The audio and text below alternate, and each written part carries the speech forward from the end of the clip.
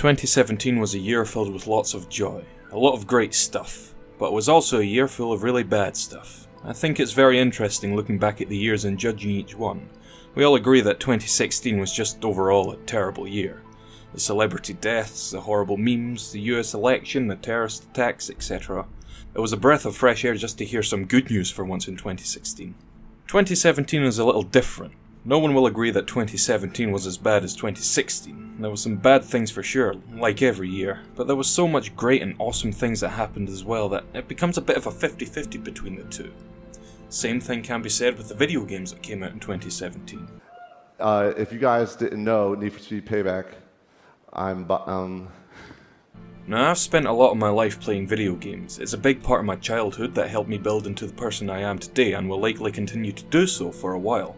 I'm not ready to put down my enjoyment of these digital delights yet, but lately I've just been completely disappointed with the state of the game industry. Now, the video game industry is absolutely huge. Millions of dollars worth of money goes into painstakingly making massive digital worlds for probably billions of people to enjoy. The game industry pretty much rivals Hollywood now with how cinematic and more accessible video games become every day. And when you take a look back and see that video games have only been around for 40 or so years, it's ridiculously impressive on how far it's advanced throughout the decades. I love video games. From the incredible chaos in Just Cause to the calm creativity in Minecraft to the expertly crafted storytelling in the Half-Life series to the fantastic fun in Super Smash Bros. I love video games. Which is why, like a marriage that seems to be going all too well, it has to have broken my heart. No, no, it's because I'm so in love with you. So love has blinded you.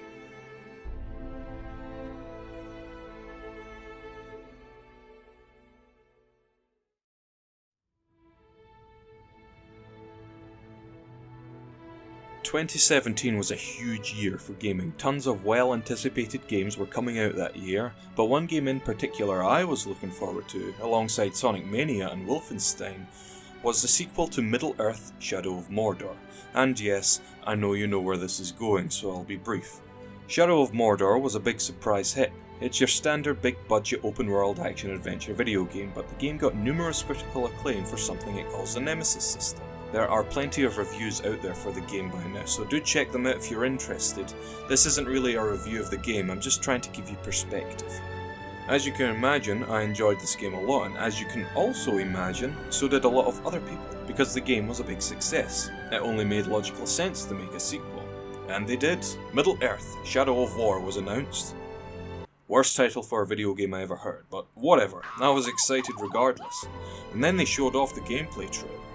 Whoa, wait a moment, they're actually adding huge-scale battles, new enemy types, more creatures to ride, castles to conquer, orcs to recruit, and all new additions to the already great Nemesis system?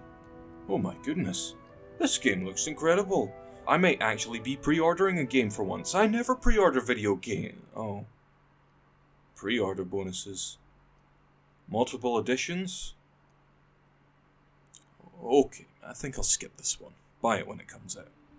One thing you gotta know about me is that I am not so keen on pre-order bonuses, and it's times like this that make me so uncomfortable with the state of video games nowadays. When content from a game is either purposely taken out from the core game or specifically designed to make the silver or gold editions more appealing, it really ticks me off. To me, it's like buying a 500-piece jigsaw puzzle, but 40 pieces are missing from the 500-piece puzzle, because I bought the standard puzzle edition and not the gold puzzle edition. I bought the puzzle. Why do I need to pay more to get all the pieces for the puzzle? Look, I completely understand giving extra hard-earned cash to support a game after you've played it and enjoyed it, with things like DLC. But when these sorts of tactics are shown months before the game has even finished development, it seems incredibly greedy to me. Like, it's a guarantee that they're getting as much out of the consumer's money as possible, with no guarantee on the consumer's part that the game will be top quality when it comes out. Imagine paying double you need to by pre-ordering for the special edition of Assassin's Creed Unity, only to find out that the game's a buggy garbage pile that isn't even all that different from any other Assassin's Creed game. I'm not being as harsh, however, because I do understand there's an argument to be made for pre-order bonuses. I personally disagree with these arguments, but I can sort of see where they're coming from. Bottom line, however, the best solution would just be to have one edition, the Standard Edition, with all the content so far available from the start. That way, everyone pays the same amount of money for the same amount of content, especially in multiplayer games, lest you risk splitting the player base between the multiple editions.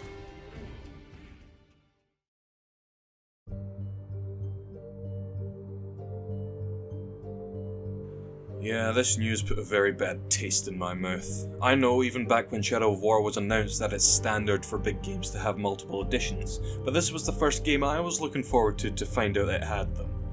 I never liked multiple editions when I first heard about them, and as sure as Oblivion don't like them now. Whatever, I'm not going to pre-order the game then. I'll just wait until it comes out. I like finding out more about a game before I make my purchase anyway, and this is why.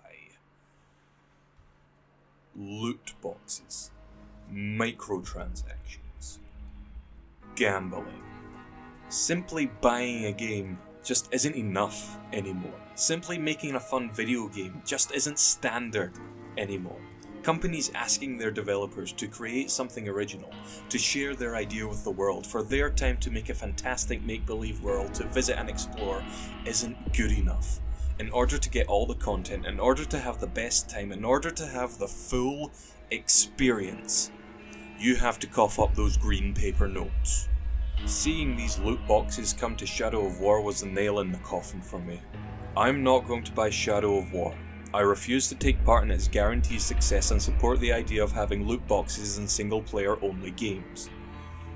What are loot boxes? Loot boxes are in-game purchases which you buy with real-world money, most of the time.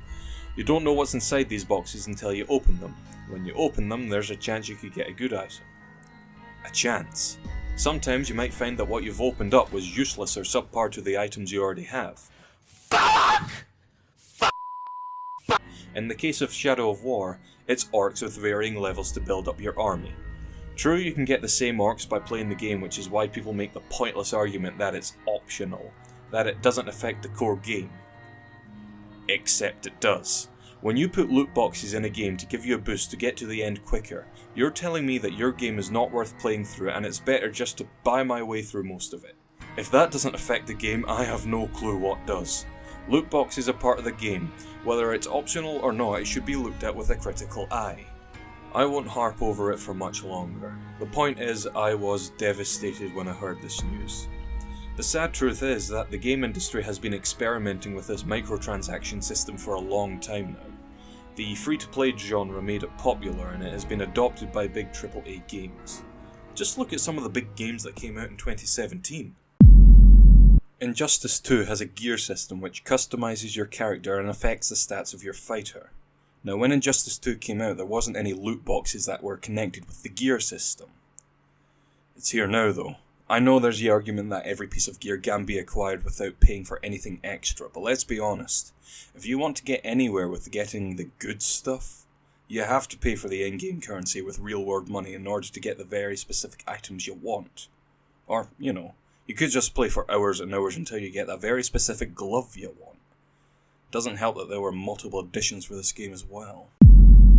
NBA 2K18 added virtual currency, which was the only way to effectively upgrade your players to get further in the game. Forza 5 made customizing your car and driver require you buy microtransactions when this was nowhere present in the prequels. Need for Speed Payback's progression was built around random car drops which you could buy with real-world money, as expected, to give you an edge over the other people you race against. Exactly the same thing with Star Wars Battlefront 2. Star Wars Battlefront 2 added loot boxes with card drops which are capable of giving players an edge over their opponents in a competitive multiplayer-focused game. Destiny 2. Now, Destiny 2 has a lot of problems. Fans of the series are absolutely burnt out from how predatory and greedy the publisher and developer are treating the game. The gist of it is that the whole gear system in Destiny 2 is built around random drops. The best items are near impossible to get effectively without dropping real-world money into the game in hopes to get a decent chance to get the best gear. And all that's without mentioning the unused shaders, the experience throttling, the content being taken out the base game to make way for DLC. Top it all off with a bare-bones story, then you have yourself the worst it can get in the AAA gaming industry.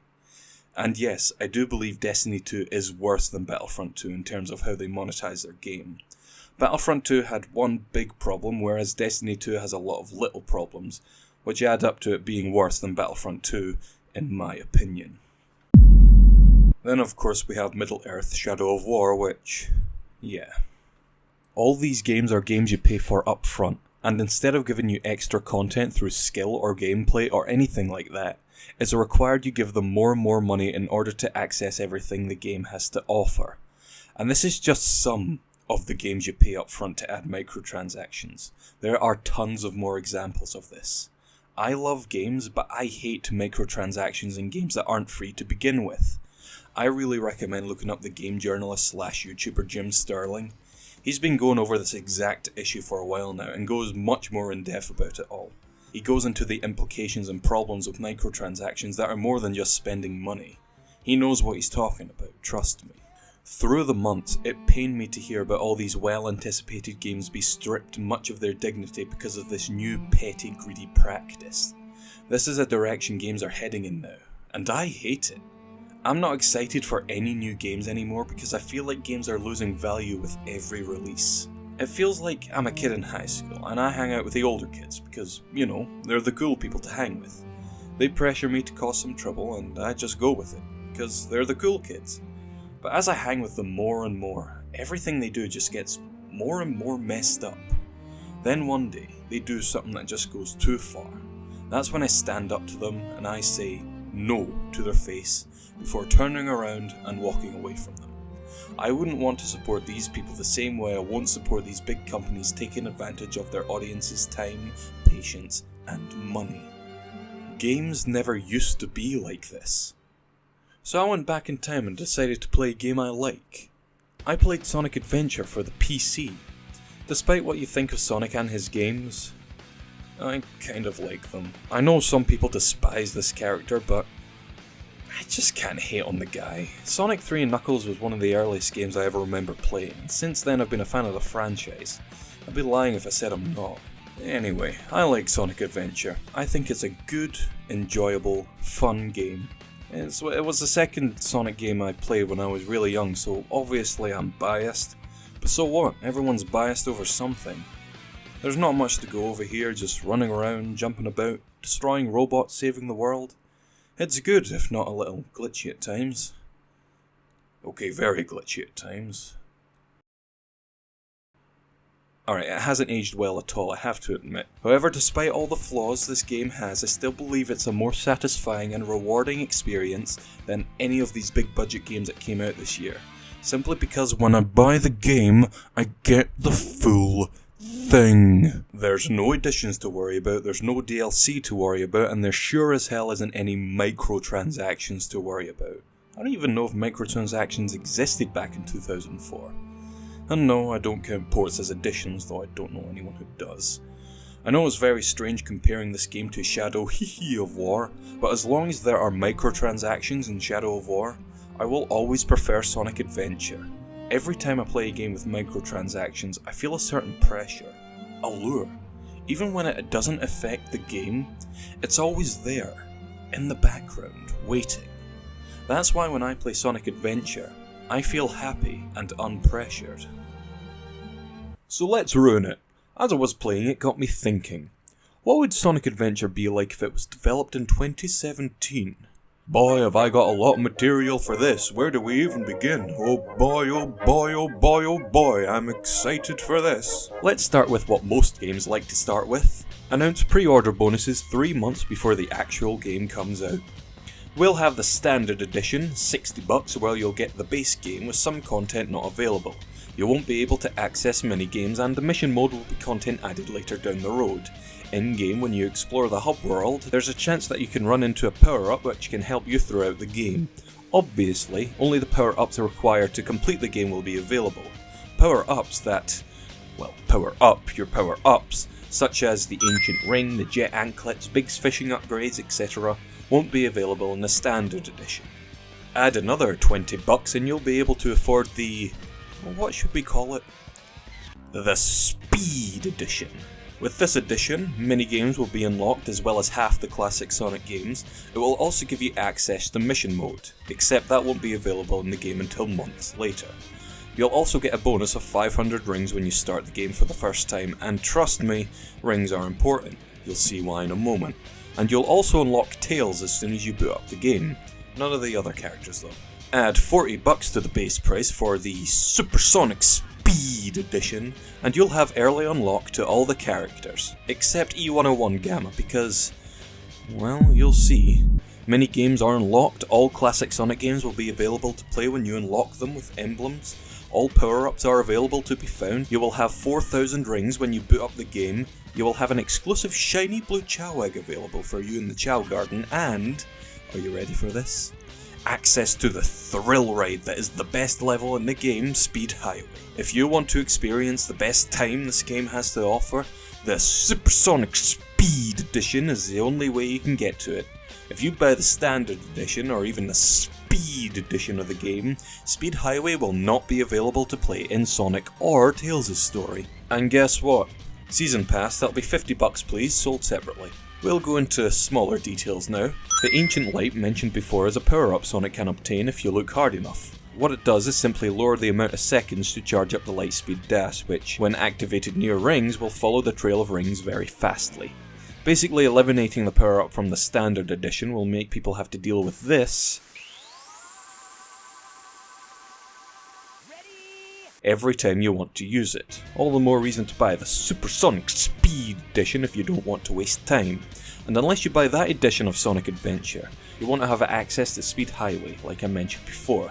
Now, if you played the game before, you might think Sonic not playing that level would mess up the story, but not really. In terms of the story, it doesn't do anything. So it's the most perfect level to take out the game for the Supersonic Speed Edition. Tails' levels are all about racing to the end of the level before Sonic does. Tails' power-up, I mentioned before, the Jet Anklets, are a very handy tool as it gives you a massive speed boost whenever you take flight.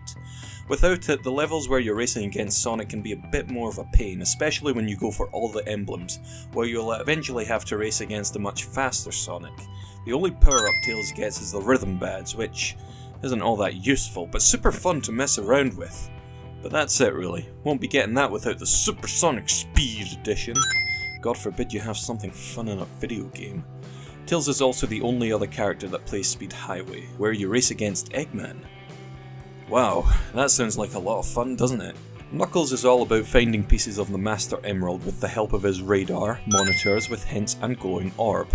Of course, the Standard Edition will only give you his radar, the Speed Edition will give you the monitors, and the Supersonic Speed Edition will give you the orb alongside the monitors. See, the orb straight up shows you the direction you need to go, whereas the monitors are only really good if you're accustomed with the level design. He has power-ups, but you know the drill by now. Again, all the more reason to buy the Supersonic Speed Edition. Amy is already a pain to play as. Her gameplay is more traditional than Sonic, Tails or Knuckles. She's really kind of a drag, however I find her small minigame Whack-A-Mole to be rather fun. Obviously, this won't be available to play in the Standard Edition. You also get 2 upgrades from beating your previous score. Ain't getting them either.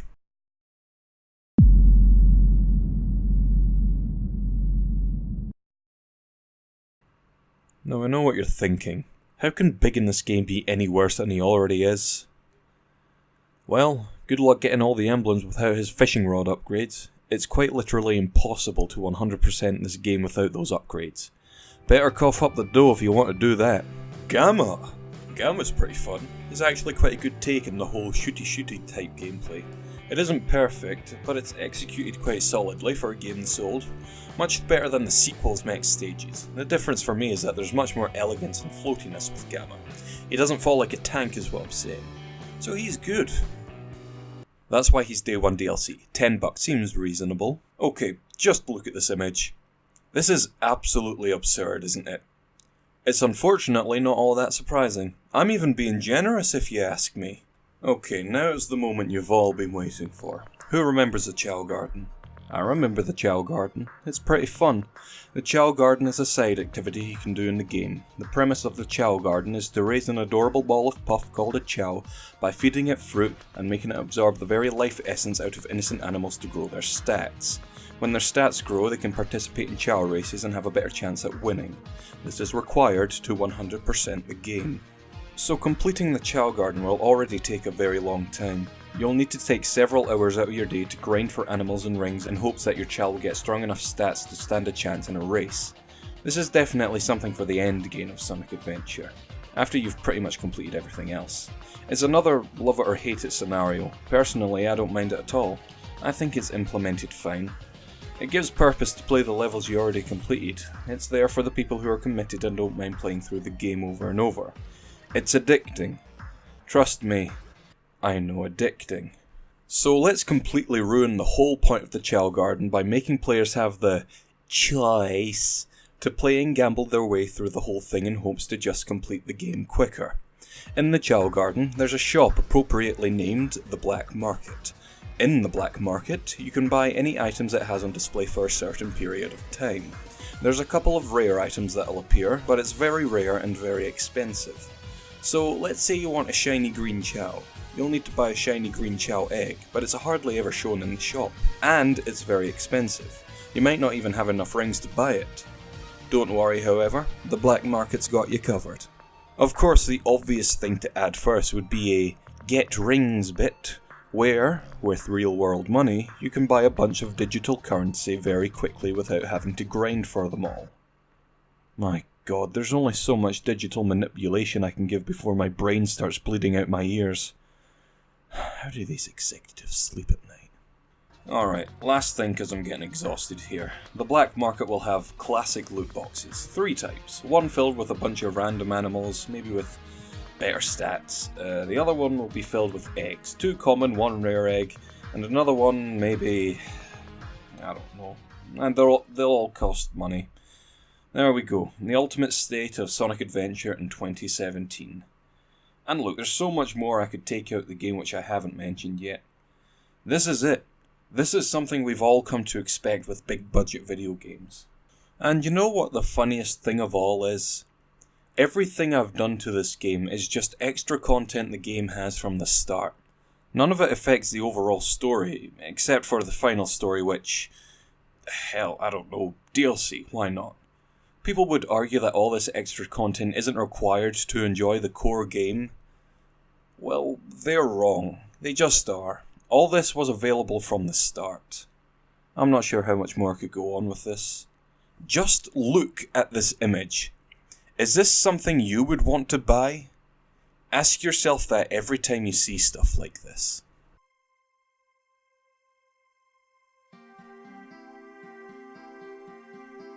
So, where are loot boxes and microtransactions now?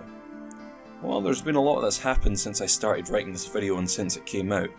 EA's Star Wars Battlefront 2 got politicians involved with the whole loot box controversy, with it having ties to gambling. Thankfully, this wonderful, sexy man has made efforts to properly regulate these loot boxes. Chris Lee is his name, by the way. He has a YouTube channel. Check him out. Also, Destiny 2's scams and terrible consumer predatory tactics and money-making schemes are just gross. Controversy after controversy.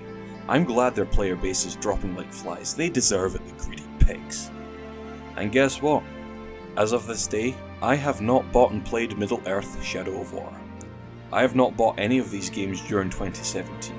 I'll tell you what games I did buy in 2017. Sonic Mania, Mario Odyssey, Warframe. And all 3 of these games are a hell more exciting and rewarding than any of these games. Loot boxes aren't going away, but greedy publishers are always going to think twice before putting all these terrible things in our games. They know gamers and customers don't like this stuff in their games. Here's hoping to a brighter future for video games.